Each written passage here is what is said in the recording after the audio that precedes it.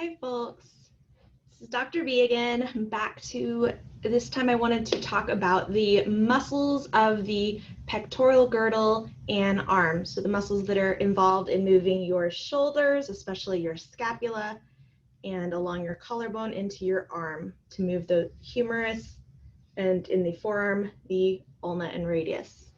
So that's what we're going to be talking through, and I'm going to be using a combination of in-person models, some figures from OpenStax, which is the free open source website, and I'm going to show you some figures that are on a website called getbodysmart.com, which is a website I really like for the way it lets you see the different layers of muscles and add them and remove them.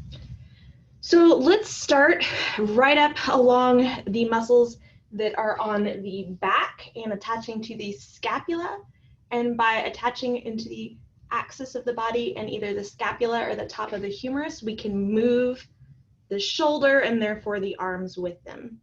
So the first muscle I want to talk about is called the trapezius. I'm going to put a picture up really fast. This is from the website getbodysmart.com. So in order for muscles to be useful, they need to be able to cross a joint.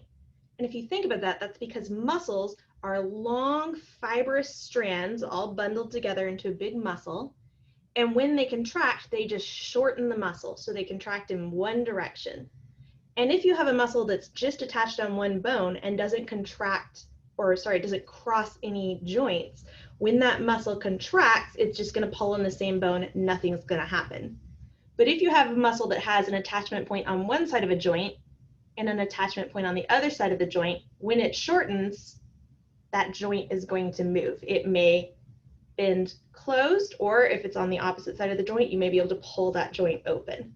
So every muscle, what you want to think about is what joint does it cross and what are its attachment points to the body. And we always divide these into its origin point and its insertion point. So let's look at those for the trapezius. And I'm going to do this with my little friend, the skeleton. So if we know this trapezius is on the back of the body, and its origin is right up here at the point of the skull, and then it comes down and along the vertebral column. And then in that diamond shape, it's going to come across and attach to the scapula, especially here on the acromion of the scapula, the acromion process, that point of your shoulder, and also along the spine. So let's model that and put that on our little friends here. All right, so here's our little guy. And as you can see, what I did was to construct the muscle was I created this series of bands that are the fibers of the muscle.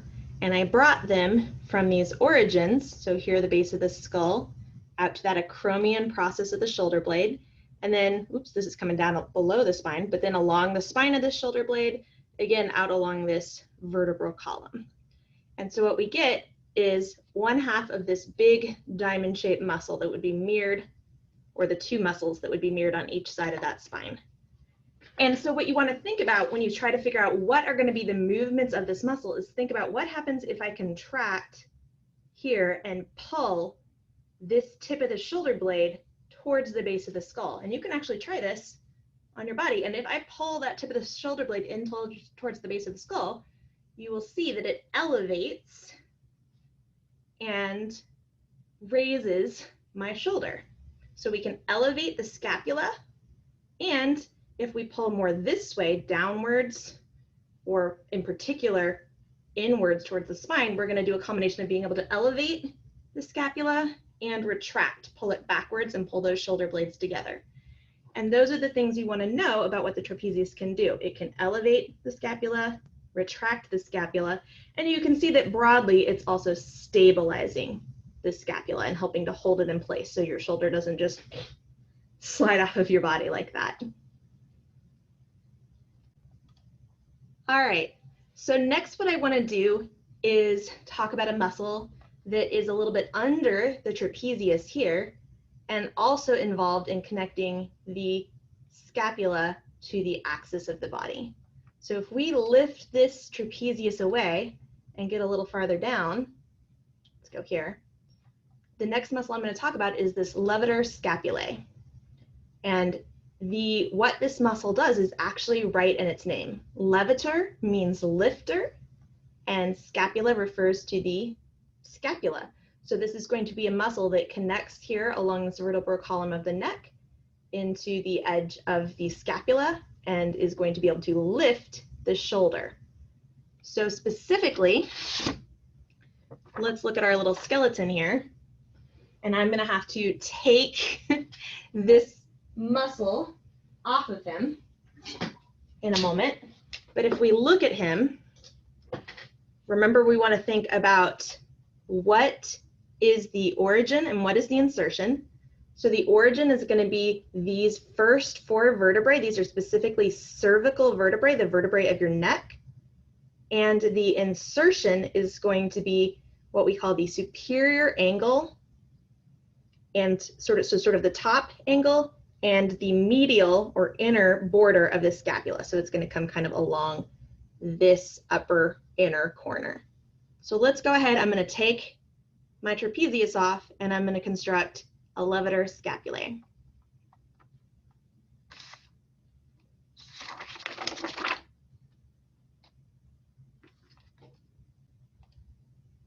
So here we have our fellow. We have taken the edges of these first 4 cervical vertebrae and connected them to the upper inner corner of the scapula. And if this levator scapulae contracts, it's going to pull this way. And what that's going to do is just what the name says, lift the scapula, or in anatomical terms, elevate the shoulder.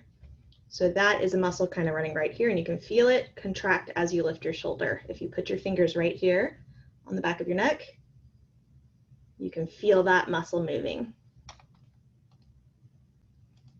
Now let's once again start from the back here and lift away that broad trapezius muscle that covers most of the back. And when we lift that away, here you can see the levator scapulae.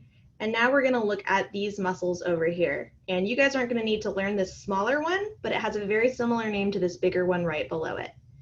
And these are the rhomboid major. That's the big one that you need to learn the name of. And the smaller one is the rhomboid minor. Minor means smaller. And rhomboid, sort of like trapezius, is a shape word. It means rhombus shaped or diamond shaped. So this is another diamond or sort of trapezoid shaped muscle. And so this muscle, as you can see, once again, runs from that axis of the cervical, sorry, not the cervical, the vertebral column and over to the medial border of the scapula. So specifically, this one inserts from thoracic vertebrae I have to look this up, T2 to T5. So we're officially down out of the neck. This is up here in the cervical vertebrae. We're officially down out of the neck into the thorax. And we're going to insert here and then along the medial border of the scapula. So if I take my guy here, let me stop sharing, you can find where the cervical vertebrae end, the thoracic vertebrae start, and then go 1, here's T2, 3, 4, 5. So from here over along to this medial border. And we'll make a diamond shape muscle that runs this way. So give me a second and I'll get that set up. All right, so here's my little fellow. And you can see I've taken T2 to T3, 4, 5 and connected it to this medial border. And think about what motion you would expect when we pull on that muscle. And it's just what you would think. It's going to pull these shoulder blades in towards the spine. So try doing that motion on yourself. And as you pull those shoulder blades in towards your spine, you'll see that you are retracting your scapula. So this will retract the scapula. And because it's kind of big and broad, sort of like that trapezius, it's also going to help stabilize the shoulder and the scapula. All right, let's go on to the next muscle. All right, we're now moving from the back, muscles acting from the main body into that pectoral girdle or shoulder girdle. And we're moving to muscles on the front of the body that also help impact that shoulder girdle. And so this is a case where I like the OpenStax figures a little better than the Get Body Smart figures. So I went ahead and pulled those up instead. And what we're looking at is these muscles here. We've lifted away the pectorals that are at the very front. And once we've lifted them away, we can see some underlying muscles that connect directly into that rib cage. And I'm going to try to highlight them here for you. And I'm going to do this with my right hand, and I'm left-handed, so this may be a little messy. But let me go ahead and get some color. And you can see that we have a muscle up here that's smaller and runs kind of like this. This is our pectoralis minor. And then a little farther back underneath it, let me change colors. Here's another set of, oops, I don't think that's actually even part of, oh no, it is, okay. Here's another set of muscles. This is our serratus anterior. So I'm going to start by talking about the serratus anterior, this lower muscle, and then we'll talk about the pectoralis minor. And I will point out right now that the pectoralis minor is the small muscle of the chest, and right above it is going to be the pectoralis major, which is the one you think of when you hear the pecs referred to. So briefly, let me go ahead and show you, clear all drawings. That along here. So here is the same thing. Here's a front view of the chest. You can see the pectoralis major, that big chest muscle up in front. And if we lift that away, here is the serratus anterior. You can see it runs quite a long ways up there, tucked underneath. And the serratus anterior gets its name from the word serrated, like a serrated knife that has a sharp edge. And you can see immediately why it has that name, because the way it attaches to those ribs gives it a sharp serrated appearance. Anterior means in the front, and this one's in the front of the body. So this is the serrated, tooth-edged muscle along the front of the body. So if we look at our little fellow here, the exciting thing about this muscle is it still is connected to the scapula, even though it's on the front of the body. So this one's insertion points are the ribs 1 through 9. So 1, 2, 3, 4, 5, 6, 7, 8, 9. Ribs 1 through 9. And that gives us that serrated appearance. And then it's going to come around and connect into the scapula. And it's going to connect into the anterior edge of the scapula, the one that's facing in towards the body on that subscapular fossa. And it's going to connect to the anterior surface of the vertebral border of the scapula. So that's going to tuck way under along those ribs and get the scapula all the way back along the border that's closer to the vertebra. So it's tucking way underneath to connect to the scapula.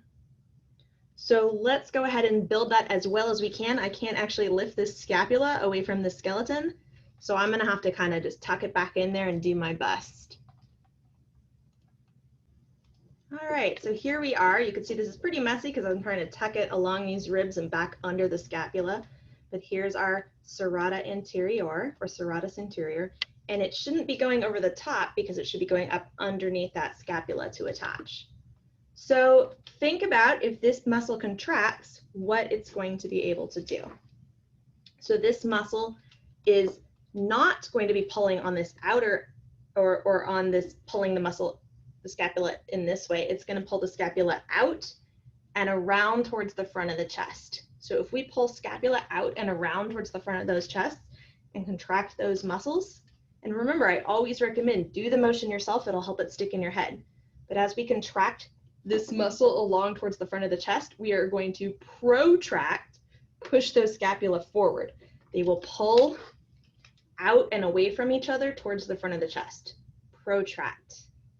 So that's going to protract the scapula. All right, so again, putting all the muscles back on the chest, we're once again going to strip away this pectoralis major, the big front muscle of the chest.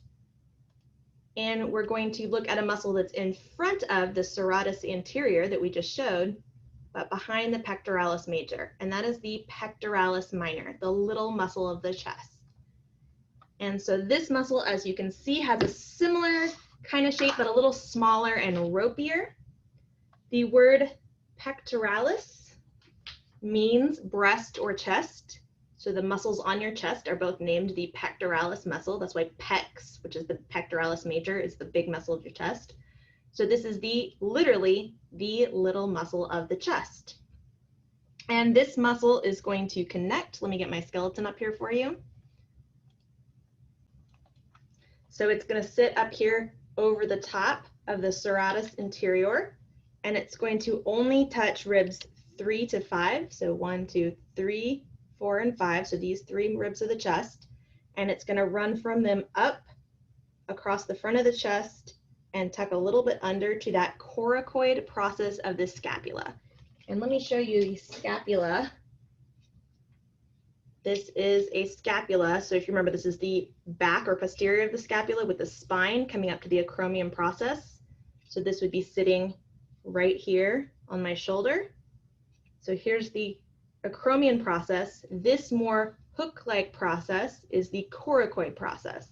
And that's the hook that the pectoralis minor is going to try and come up to. Not this top hook, this lower hook. So let's go ahead and get that built into place. All right, so I went ahead and built this one on over the front of the serratus anterior. And here you can see that we have the pectoralis minor connected. So think about if we pull that inner, it looks like it's connecting to the acromion process there. We pull that inner coracoid process around and towards the front of the chest. If we contract these, what movement are we going to be able to accomplish? And this one protracts the shoulder, so it does pull it outwards and towards the front of the body. So that whole shoulder is going to move this way. It's certainly not going to lift the shoulder. It's going to pull the whole shoulder down and inwards. So it's going to come depressed and towards the front of the body. And that makes sense because that's the direction it's running in, downwards towards the front of the body. So the pectoralis minor, and you might want to try the movement, pulls it down and towards the front. A sad muscle, down and towards the front, like you're really sad. All right, so let's move on. These are the muscles that move the shoulder, and in particular, the muscles that connect into that pectoral girdle and that scapula. Let's next look at muscles that move the arm, and specifically the brachium, this upper arm with the humerus. How do we move this guy around? All right, so still showing images from getbodysmart.com. And now that we've looked at some of the underlying muscles attaching into that scapula, let's look at some more muscles that help move that shoulder area around and connect it to that main body. So I've mentioned it several times because it lies right up front and on top, the pectoralis major. Remember, pectoralis means breast or chest, and this is the large muscle of the chest. It's sitting right on top of that pectoralis minor. And if we strip away some of these other muscles, for example, this deltoid that's over here on the shoulder, well, the deltoid's still there. If we strip away some of the other muscles, we can start to see, here we go, how this muscle fits into place and attaches. So the pectoralis major actually has branches to have 2 heads or 2 different points of origin. It attaches, you'll see, to the clavicle, that collarbone up along here, and to the sternum, remember your breastbone in the center of your chest, and some of your rib cartilage. You can see along here the cartilage of your rib. So here's one head on the clavicle, and here's the other head along the sternum and rib cartilage. And both of these heads come together to connect to the same insertion point, which is the greater tubercle of the humerus, which is one of the important bone parts we talked about. So if I get off of this zoom in, hang on, stop share, so that you guys can see me. Remember, here's the humerus. The rounded in is the head. And then from one view, you can only see one of the bumps.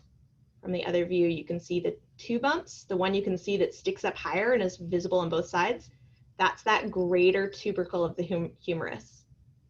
So that is going to be the point that we're attaching into. And that bump of the greater tubercle forms literally from that pectoralis major constantly pulling on the bone, and the bone builds up there to reinforce that attachment point. So let's build this fellow onto our skeleton. And actually first, let's get our skeleton over here.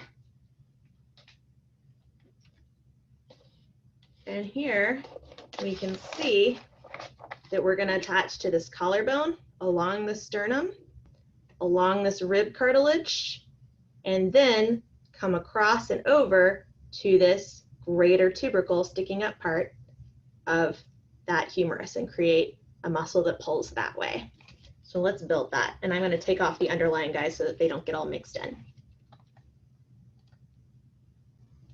All right, so kind of messy, but you can see that I always like to construct muscles, especially these big muscles, in bands. And you can see we attach up here along this clavicle, along the sternum, and along this rib cartilage, probably go a little lower, and over here to that tubercle of the humerus. So now think about what happens if we pull the shoulder in and forwards, pull that humerus in and forwards towards the middle of the body.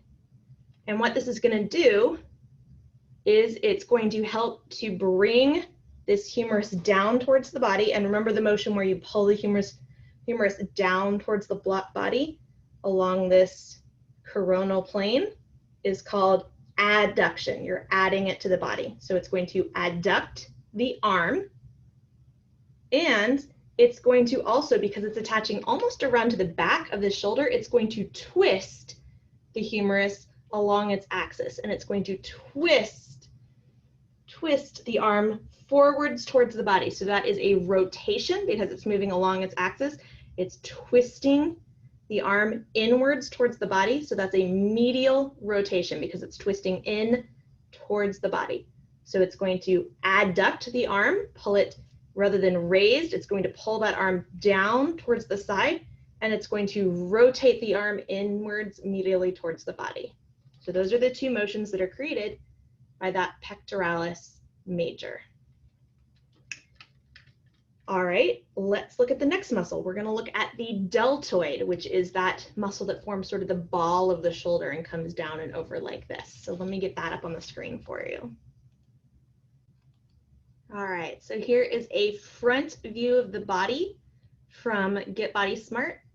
And you can see that the deltoid wraps over and around the side of the shoulder. If we look at OpenStax, we can see a back view of the deltoid. Here it is connecting over and around that shoulder. So it's really that muscle that's forming that ball of the shoulder and coming down to a point where it inserts into the humerus. Ooh, excuse me.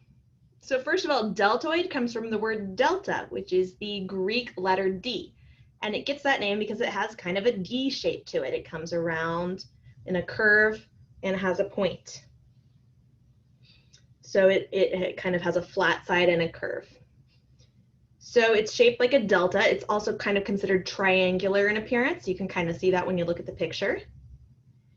And this one, as you notice, kind of has a broad origin that wraps over and around the shoulder where it originates. So it originates in the back. You can see here in the trapezius. It originates along the spine of the scapula up to the acromion of the scapula. And then if we come around to the front, we can see it also then, once it comes from that acromion, it follows the clavicle along the body. So it really is wrapping up and around that shoulder, from the point of the shoulder and around. And from there, they all run down to a single insertion point. And that insertion, we already learned the name of, is the deltoid tuberosity of the humerus. So again, let me close my screen share so we can look at our humerus up close. And remember, you can find that deltoid tuberosity by taking your humerus, get that ball, the head, up and in like it would be fitting into the body. And then if we come down as we come over the shoulder, it would insert, and you can see faintly a little bump along the edge here, and that bump and kind of ridge is where that deltoid has been pulling on the arm as it contracts, and it is caused by the pulling forces of that deltoid muscle. So let me take my skeleton and build on a deltoid for this little fellow.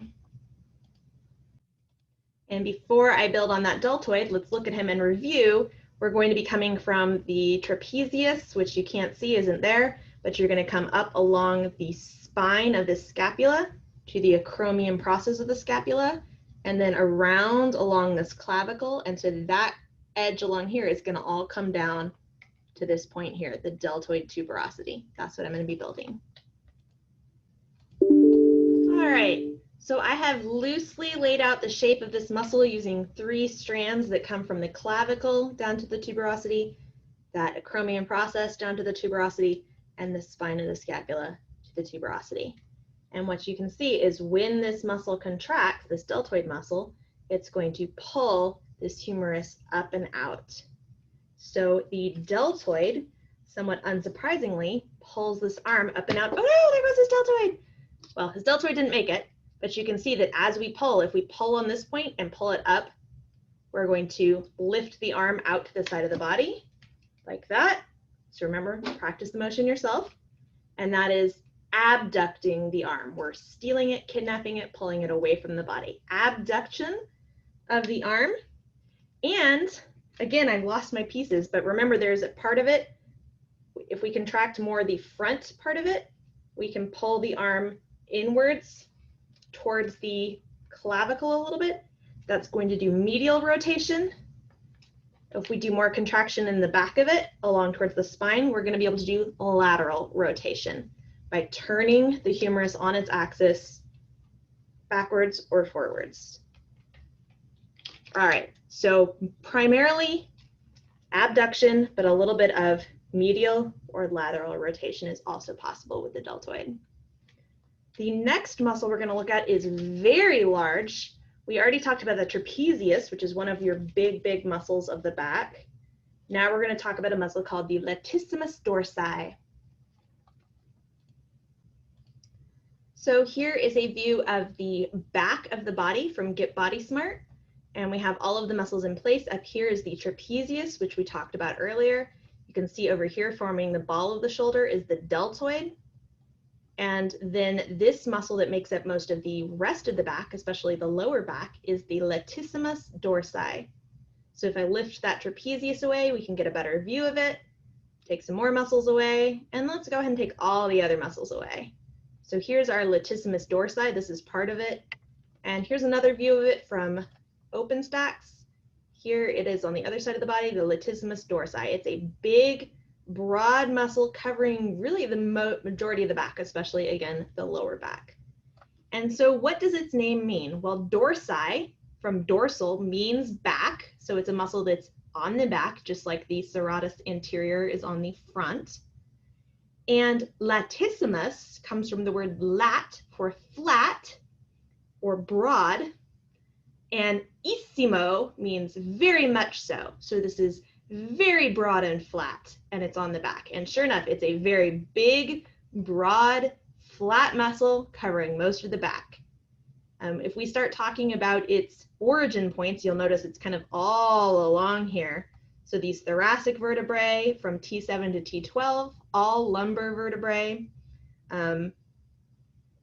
It connects even along some of these ribs down here, these lower ribs. The iliac crest of the hip bone, this is this curve of the hip bone. So all the way along this curve, some of the ribs, and all of these vertebrae along here.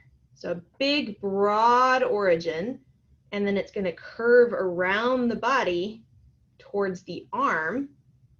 And this is going to curve up towards the humerus. Let's see if we get a view of it on this side. Here we go. So again, this is the back of the body, and we're going to curve under the humerus and attach into the what we call the intertubercular sulcus of the humerus. And let's break that word down. Intertubercular means between the tubercles, and we have, remember, 2 tubercles, a greater and a lesser tubercle. So sulcus means a groove or a fissure, so it's going to connect. If we look at our humerus, sorry, let me zoom out. Stop share.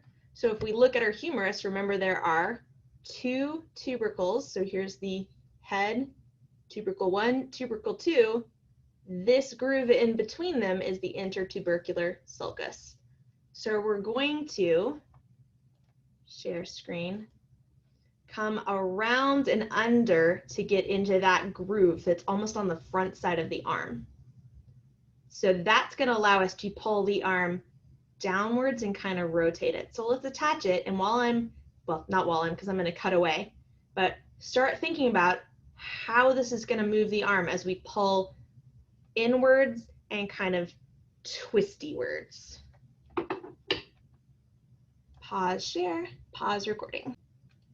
So here's our guy that I'm going to be attaching it on, and we're going to come along most of this lower back and over here and under the arm. And if we look very closely, here's my two tubercles, 1 and 2. So the sulcus, the groove, is going to be right up here. So we're going to come under and pull right in that space. So let me get that hooked up.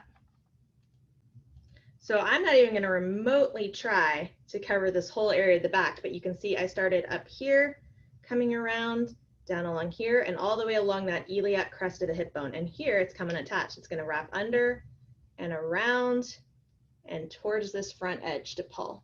So it's going to be pulling. As it contracts, it's going to pull this arm inwards and twist it also inwards. So this latissimus dorsus is going to adduct, pull the arm in towards the body, add it to the body, and it's going to medially rotate the arm. That makes sense because you're going to be rotating in towards the body. And one more thing it can do, because it's pulling the arm backwards this way, that is extending or hyperextending the arm. So for example, if this arm, let's look at a side view, if this arm was flexed up here and we used this muscle that's coming attached to pull it down towards the side, we would be, there's the whole muscle, we would be extending the arm, we would be adducting the arm, and then we would be medially rotating the arm. So all of those things make sense if you understand the shape of the muscle and how it attaches. So that's a very big, important muscle of the back. And again, think about it. You can try pulling it and try doing some of these motions. Pull your arm backwards with it, pull your arm inwards with it, try to twist your arm with it. And you can kind of, I can feel it when I do that twist. I can feel the muscle along my back contracting. So that's why I said really practice acting this out, because that body memory is going to help you a lot on the practical.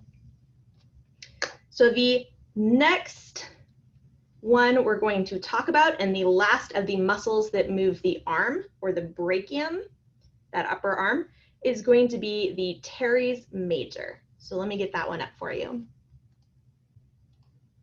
So we are staying on the back of the body. Remember, here is the big old diamond-shaped trapezius. Here is the latissimus dorsi. Here is the deltoid. And tucked on top of that latissimus dorsi, but somewhat underneath the deltoid, is the muscle we're looking at now, the teres major. So let's lift some of these muscles away. Here we can get a better view of them. Here's the teres major in green.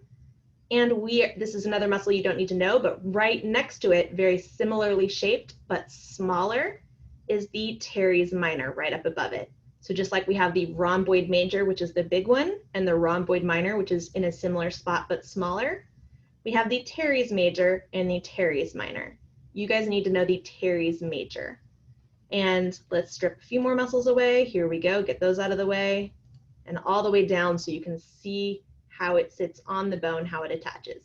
I also really like the OpenStax figure for this one. So here, if we zoom in a little bit, looking at this back view of the arm, you can see that teres major tucking sort of under these triceps brachii, which we'll talk about in a little bit, and coming under towards that humerus, and then pulling on that lower border of the scapula. So this word, major, of course, means big because it's the bigger one, and teres comes from a word that means rounded or rope-like. And both the teres major and the teres minor kind of look like a round rope of muscle. So that's one way to help remember which one it is. It's the one that looks kind of like a rope. Its origin, as you can see over here, is this posterior surface of the scapula, this kind of lower corner, lower medial corner.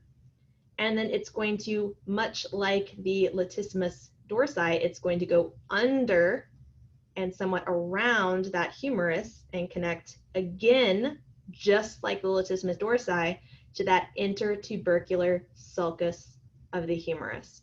So it's also going to wrap around and pull inwards, downwards, and unsurprisingly, it's going to have, because it has that similar origin and that exact same insertion point, it's going to accomplish all of the same motions. It's going to adduct, it's going to extend, and it's going to medially rotate. So that makes sense. Again, if you know how they connect, where they sit, you can predict what motions they're going to do. So let me get my skeleton for you. Oh, I'm dropping things everywhere. And we are going to be creating the teres major from this lower border of the scapula. And in a rope, we're going to come down and under the humerus and wrap around to connect into that intertubercular sulcus that we can see right here. So let's get that muscle made. All right, so this one was pretty easy. He doesn't want to stay in place, but he was pretty easy to build because we're connecting from that lower border of the scapula around to that intertubercular fissure or sulcus of the humerus. And just like the Latissimus dorsi, you can see how this pulls down, it extends, and it can medially, twist this way, medially rotate the humerus or the brachium. All right, so those are the muscles that move the arm. And in the next video, we are going to move on to the rotator cuff muscles that are part of holding and stabilizing that shoulder. We're then going to talk about muscles that move the forearm or antebrachium. And we will finish there, talking about the various muscles that both extend, flex, and supinate and pronate that forearm. All right, thanks for listening.